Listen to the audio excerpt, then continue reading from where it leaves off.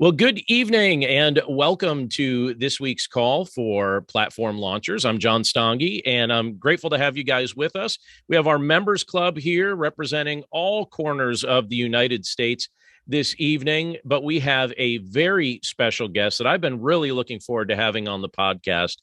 Tonight, we have Tipper Pressley with us. Tipper is someone who just produces a lot of edifying content, and she's been doing this for years through her blog and through her YouTube channel. I'll tell you where to go to find some of that out right away, so that doesn't get lost in the weeds of our conversation. You can check out Blind Pig and the Acorn. That's her blog.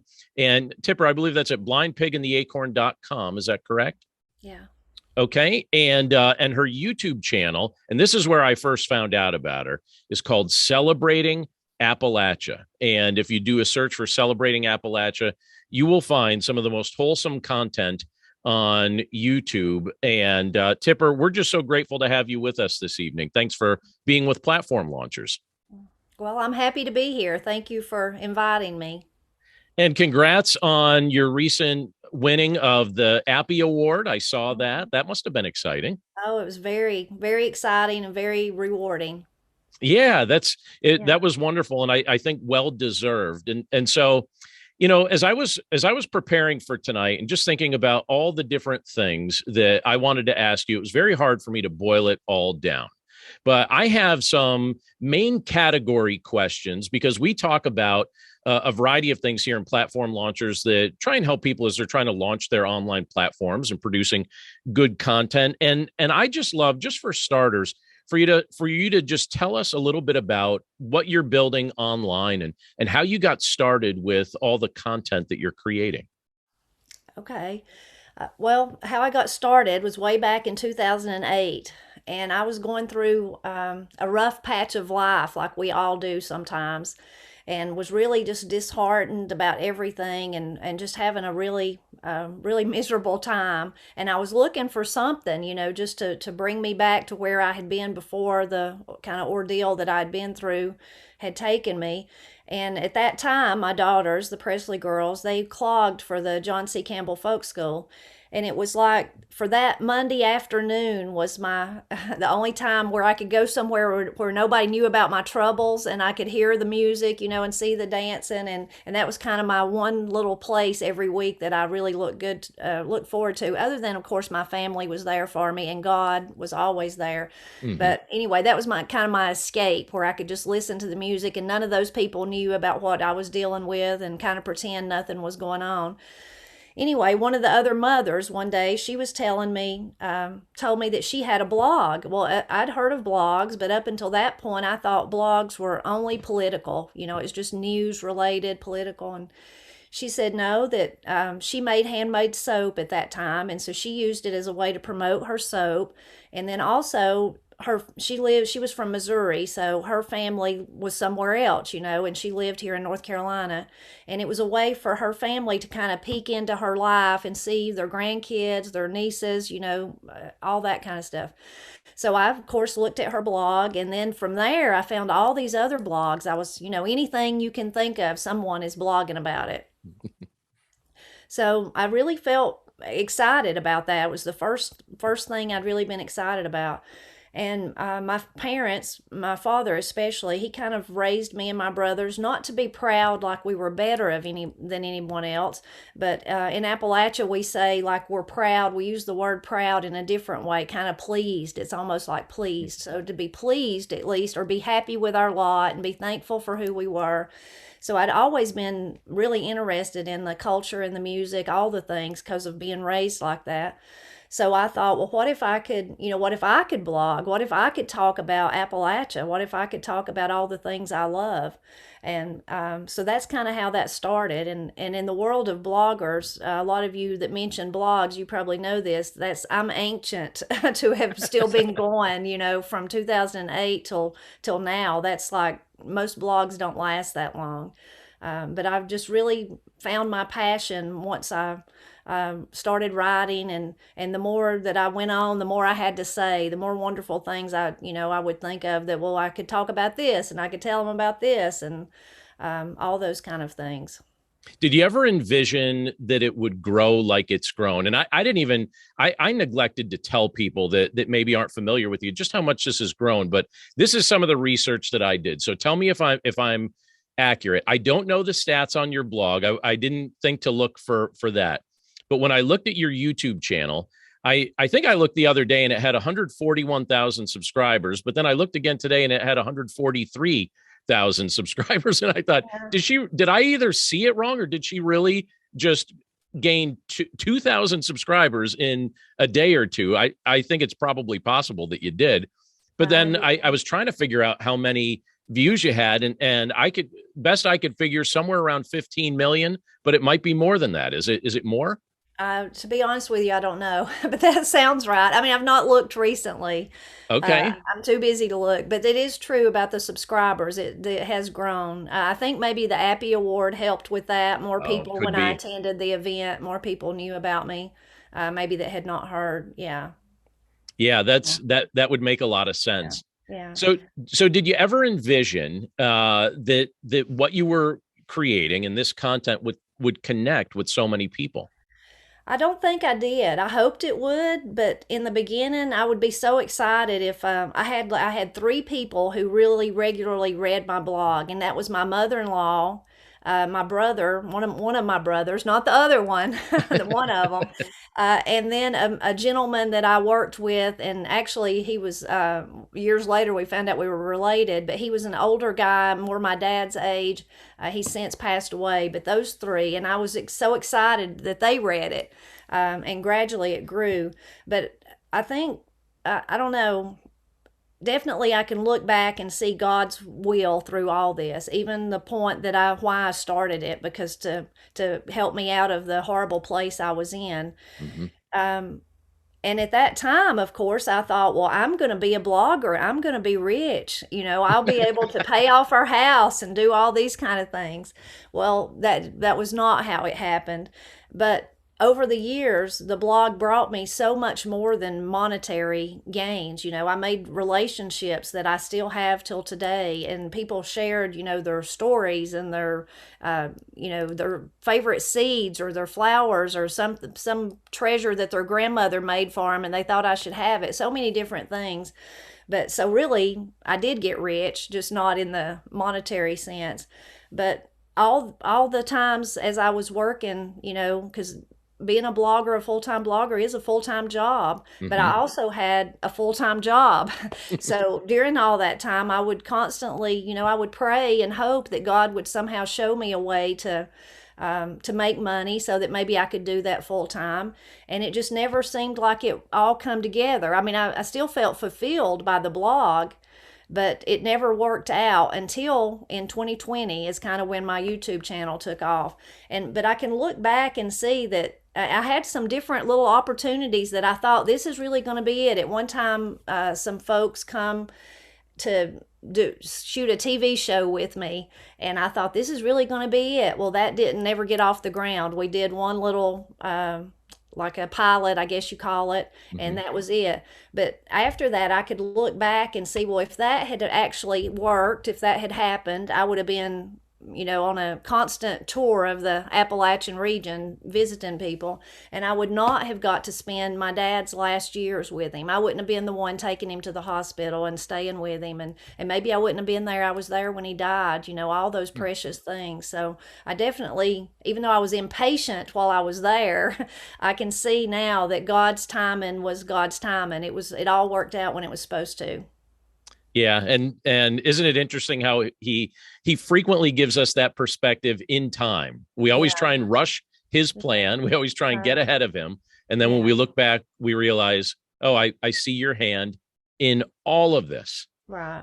Yeah. And so your primary content talks about the Appalachian region and the Appalachian culture, and you deliver regular content with your blog and you deliver regular content with the YouTube channel. Tell us a little bit about the process of building that YouTube channel. What does that look like as you've been doing that? So you started in 2020, you said, and then take it from there. Yeah. So, actually back in 2008, when I started the blog, I knew that I wanted, my family's very musical. And so I knew that had to be part of it. Appalachian music was, I was born and raised with someone always playing the guitar or singing in the house, and exposed to a lot of music. Well, of course, I wanted to share the music with others, but I had to have a place. You all know this if you're from the ones that are familiar with websites, of course. You had to have a place to put it. I couldn't put it at that time. I was with TypePad. I don't know if any of you remember TypePad, but I was with TypePad. And so even then, I started a YouTube channel that early, but it's still there, Blind Pig and the Acorn, and we still upload to it. But it was only for music. I just used it for the music. And I didn't really think of YouTube as a place. I was really just using it as a storage center so that I could put it on my blog. And over the years, though, we just kept continuing to do that. Well, then so every once in a while, I might do a video for my blog, but I would unlist it on there because I didn't want to mess up the music channel. It was like this, like a time capsule of our music from my dad and my nephews and my girls growing up. You could just see them over the years till they finally kind of took over at one point. Um, so then in 2020, of course, the pandemic, what it did to all of us, I was fortunate. I got to keep my full time job. I got to work from home, but I did have more time. And what that showed me was all those years when my girls were little, I was fortunate to be able to be a stay at home mom. We really could have used another income. We had, not much money at all, but Matt and I both decided that that's just what we wanted. We wanted to do without if it meant that I could be the one there with the girls and, taking care of the home front and all that. And I did odd jobs and stuff, but I stayed home with them. Anyway, so the pandemic gave me an opportunity to remember, oh my goodness, this is what I love. This is what I was created for, is to be at home with my family. And even though my kids are grown, but still to make sure the house is nice and to cook a good supper and to grow food in the garden and all those kind of things. So I really started thinking, this is what I want to do. And kind of coinciding with that, maybe 2 years before the pandemic, Matt and I we were never, we were in debt, but we weren't like, we didn't have the boats and two houses and all that kind of stuff, but we still were not wise with our money. And we took Dave, one of my friends convinced me she was going to she was a teacher for the Dave Ramsey, the financial piece. I'm sure you've all heard of it. So she begged us to take it, and we did, mostly to help her out. But it turned out it just made us both realize, well, yeah, we don't have much money, but what money we have, we're giving away. We're not. So kind of that, us trying to get out of debt coincided with the pandemic and all that. And by that time, we were almost out of debt. It was coming true, all of it. We'd worked hard. So that was kind of the how I was able to just totally then begin, okay, I'm going to start another channel. And this time I'm going to do the food and I'm going to do the talking and I'm going to kind of take the blog but put it into video. So in one way, again, God's great planning. It's like all my videos are already there. They're on the Blind Pig and the Acorn. I've just got to take what I wrote and make it into a video. I've got to go back through and see, well, what did I say about this? It's spring of the year. What was I talking about? All these springs, and what's all the food that I've wrote about over the years. So it's kind of like my content's there. I guess the copy is written for me. I just got to go get it and then put it into a video format.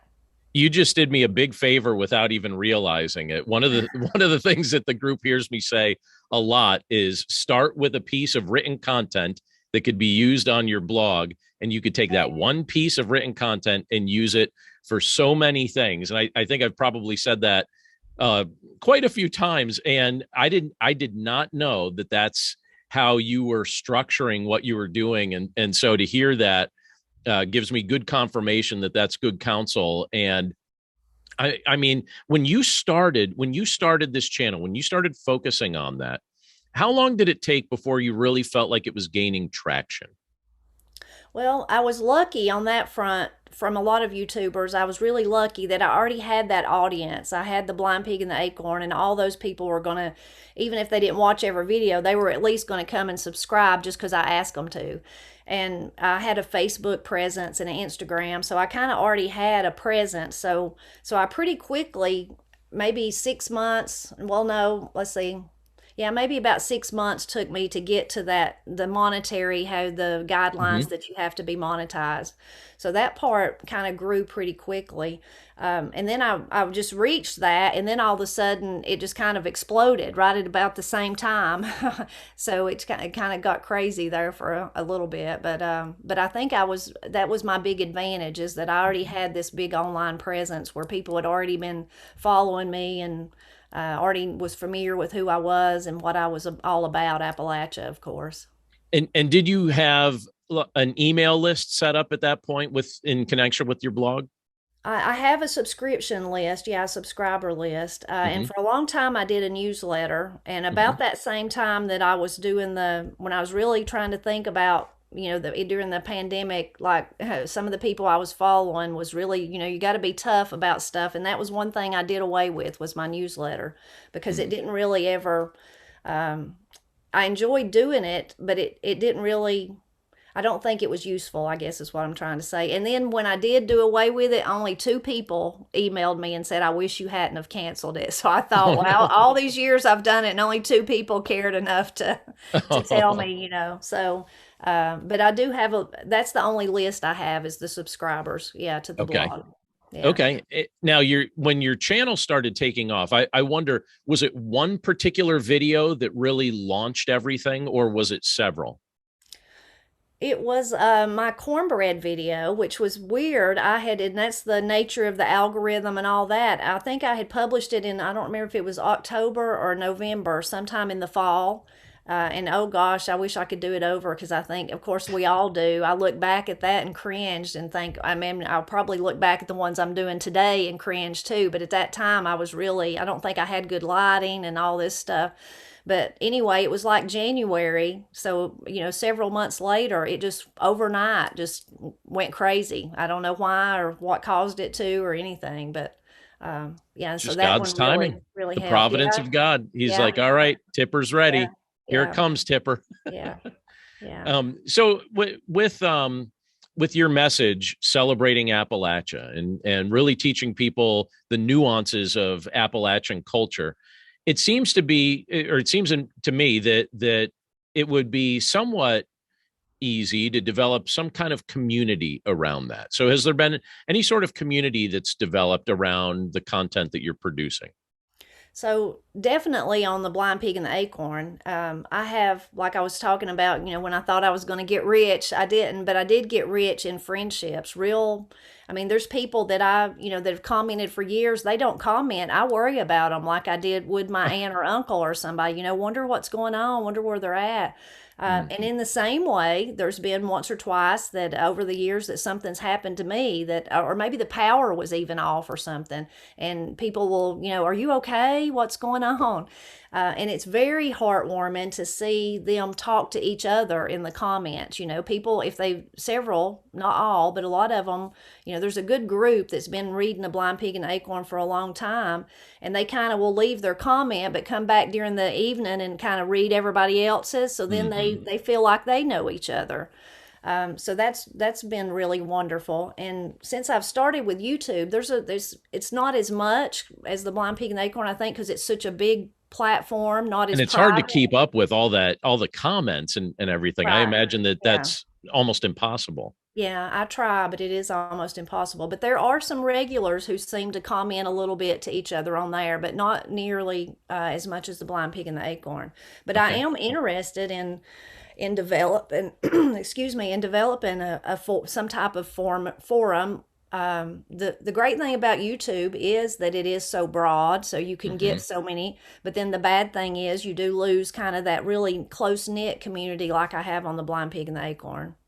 I really think I think it's just a matter of you deciding to do it at this point, because I what you've produced has really just I think it's just connected with people in an interesting way. I'll tell you, this is how I found your content, and I shared this with your daughters as well. I live outside of Philadelphia, so you wouldn't think somebody living outside of Philadelphia would be interested in anything, related to recipes or country living or anything like that. I love stuff like that. I didn't grow up here. This is where I live and do ministry and serve, but I didn't grow up here. And where I grew up was a just had a lot more variety, a lot more country surrounding it. I lived up in the Poconos for some years, lots of wide open spaces, and so I just appreciate that, and I find it relaxing. And so I think YouTube knows that about me. And one evening, my wife and I, we were just sitting down. We just had my computer open, and YouTube recommended one of your videos about language and different words. And so my wife teaches English, and so I clicked on it, and we started watching it and tried to guess the words. You were using different words, Appalachian slang and different words that are common, and we were trying to figure out what they meant. And you were quizzing your daughters. And we thoroughly enjoyed that video and got to the end of it and then thought, well, what else is there? And so you had put a link in the description to one of the videos of your daughters singing. So we clicked on that and we thought, what have we stumbled upon here? What is this? This is wonderful. And so I became a subscriber to your channel. I became a subscriber to their channel. And now YouTube, I don't even have to look for your stuff. YouTube always tells me whenever you have something new, it's like, all right, celebrating Appalachia, here's more content. Presley Girls, here's more content. I think it's fantastic. And I think it's very edifying. And there's a lot of things that aren't edifying that are out there, things that either produce worry. You were talking about some of the stress you felt back in 2008. Sometimes I look at the content that's out there and I feel like it's just designed to stress us out or get us worked up or make us angry at each other. And I think, no, Tipper and Katie and Corey, they've figured out the recipe. The rest of the world will do that to you. But I think your biggest recipe, I know you put the cornbread recipe and all the other things. I think your biggest recipe is just putting people's hearts and minds in a good spot and reminding them of the simple blessings of God and the simple pleasures that he's put around us, if we'll take time to notice them and just appreciate the place he's got us in, the people he lets us meet, and the things that he lets us experience. That's what I take from your channel. Is that a good summary, or do you hear other things too? No, I mean that's very nice. Makes me feel good. But yes, that's kind of my outlook on life, is that he's a glorious God, and he does want us to be happy. Life's not always happy, of course, like those hard times I was going through in 2008. But he brought me out of that. He, with his wonderful grace and mercy, and it took a long time, but it definitely, I can look back at that time and not fall apart. At that time, I didn't think I would ever be able to do that, So yeah, definitely that's how. And my dad really raised me and my brothers like that, to be, to be happy with what we had and to be grateful, because he'd tell me, Tipper, you can always look around and find somebody worse off than you are. You got to be grateful. And he was right. I had much to be grateful for. Yeah. Yeah. And that's the right perspective to have. And now here you are, by God's grace, this has grown. At this point, you've become very prolific in the content that you're producing. You're producing lots of useful content. And at this point now, I'm assuming that this is contributing to the finances of the home, and that this is something that now has become something that actually has turned into a financial blessing. It has. I didn't finish the part of the pandemic, but so by January of 2021, when I really began to make money, I was able to, within a few months, I decided, me and Matt did, by then we were out of debt, so we'd paid everything off, that if I was ever going to, do that, chase my dreams, ever really going to go for it, that's when I should. So in June of 2021, I worked my notice and left work. So since then, I've been doing it full time, and I've not regretted it one moment. Yeah. That's wonderful. And we have people live on the call here in our members club that are doing similar or related things, or some are at an early stage. Some have been doing this for a little while. And it's amazing to see how there's just a world of opportunity all around us where we can produce content that really builds people up. And one of the things that I think is really enjoyable is when the Lord allows us to be able to focus time on that, by also allowing that to be something that we can earn our living from, which means we get to do more of it. You get to produce more of it because you get to Right. focus your time on it. Yeah. So what other counsel would you give to us? And then I'm going to request a quiz from you, but I told you ahead of time what Yeah. this quiz was. And in fact, she's going to quiz the whole group here, guys. So it's not just me here. So get ready. But what other counsel could you give to us just related to platform development or anything else about YouTube or blogging that you think would be helpful? Well, that's such a broad thing. It's I hard to know know, I know. It's hard an to know where unfair to start. question. Yeah. Mostly, I would say, there's all kinds of, and it sounds like some of you even do that. So you could definitely network with each other. And sounds like you have some wonderful folks here who probably know more than I do. But there's so much information out there when it comes to, creating a blog or best blog practices kind of stuff. And the same thing on YouTube. So many people, a lot of people on YouTube are making their money telling other people how to make money on YouTube. And you may have to weed through some of them and find someone that kind of, fits what you're doing or what you're looking at. But if I had the number one thing for me over the years is, of course, a lot of people would tell you this is just to be passionate, whatever you're passionate about, because you will get burned out. That's for sure. That can happen. And then also like kind of tenacity to not give up, to just keep on. Like, when I first started making money from YouTube for a month or so, I kind of felt guilty. I thought, gosh, I'm not really, this is just something I love. And then one day I realized, you feel like you just stumbled into this. No, you've been working since 2008 on your weekends and at night. Like I said, when once the girls were in high school, I did go back to work full time. So a lot of that time I had a full time job. Of course, raising children is a full time job too. Sure it But is.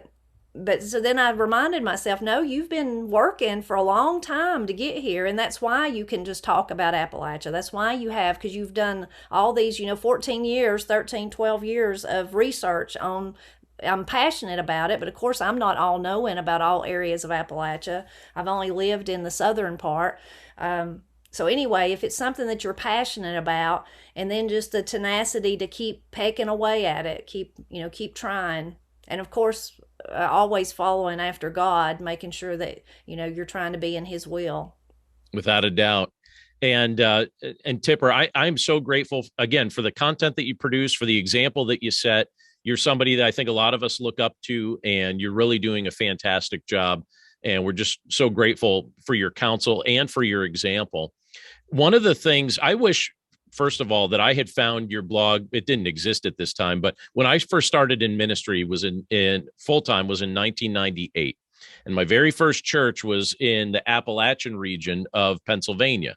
And Mm, so it kind of stretches right through that center section of Pennsylvania. And they said words that I was not familiar with. There were phrases and words and different things people said that I would find myself scratching my eyes. I thought, I don't know what that means.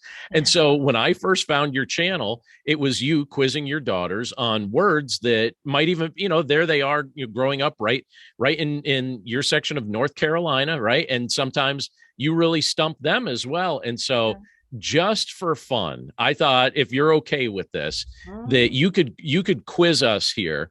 And I'm just going to tell those that are live on the call, if you have a guess. All right, so Tipper, what she's going to do is she's going to give us an Appalachian word, but not tell us the meaning right away. So if you have a guess, and I'm going to try my best at this too. And by the way, when your daughters did this, I did terrible. I did terrible. I was such a failure at it, and I left all my goof ups and mistakes and everything in the recording when I shared it on the podcast. I just thought it was funny, but and so I'm just warning everybody, you're probably going to do terrible. So but maybe you won't, maybe someone here will be familiar with these things.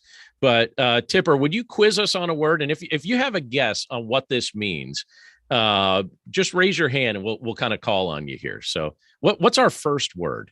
Okay, one of the first words I'll share with you is stogging. Stogging, stogging. It almost sounds like my last name. But not quite, not quite. All right, stogging. I have a guess, but I think it's just because it sounds like something else. Who's got a guess? Who has a guess?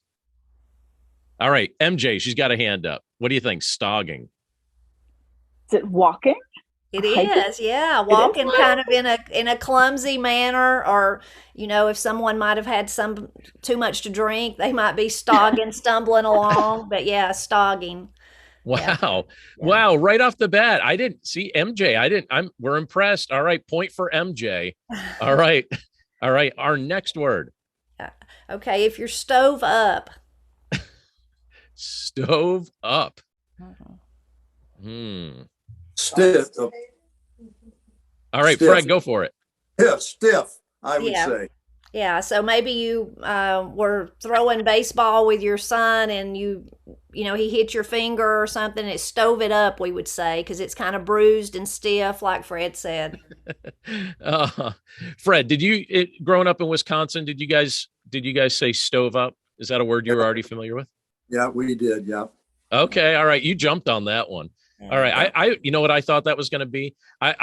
I thought it would be if someone was angry, if they were fired up, like they were stove up. That was going to be my guess, but it would have been wrong because I get all of these wrong. All right. Okay, Tipper, what's next? Okay, what about a quietus? Quietus. Quietus. What's a quietus?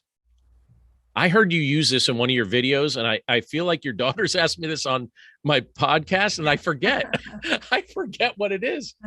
And I've heard it before. Quietus. Does anyone have a guess? I'm looking around for hands. No one's. Oh, Fred's got another one. All right. If you get this right, Fred, you're in the lead. Well, I'm just saying a guess. I'm putting together the word quiet and hiatus, so like a rest. Well, yeah, kind of. If someone puts a quietus on you, they want you to be quiet and stop whatever you're doing. So my dad might tell when the girls were little and cutting up at his house that he might say, I'm going to put a quietus on you if you don't stop it, meaning that he was going to make them stop and rest, quit whatever they were doing that was too rambunctious. Yeah. I had an uncle who would do a similar thing, but he would tell me he was going to give me a tin ear.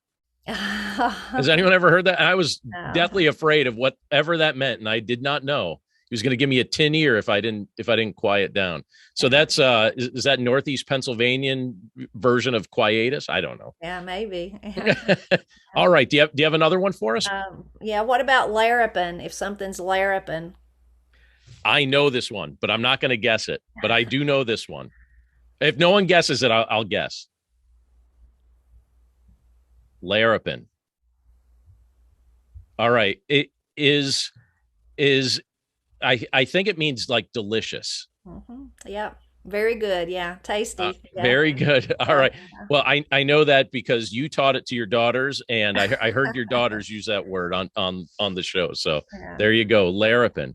Yeah. Wonderful. Well, this was fun. Do you have any more? Can you do one more for Oh, us? I could go all You go. night. All right. All right. This is going to I be the love finale. I Th- love our rich, colorful language. Yeah. Oh, I think it's so Yeah. fun. Again, this is what got us watching your channel, and I noticed right away that video. By the way, I think at the time we watched it had over 600,000 views.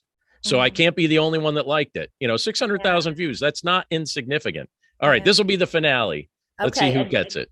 Okay, Adonic. Adonic. Adonic.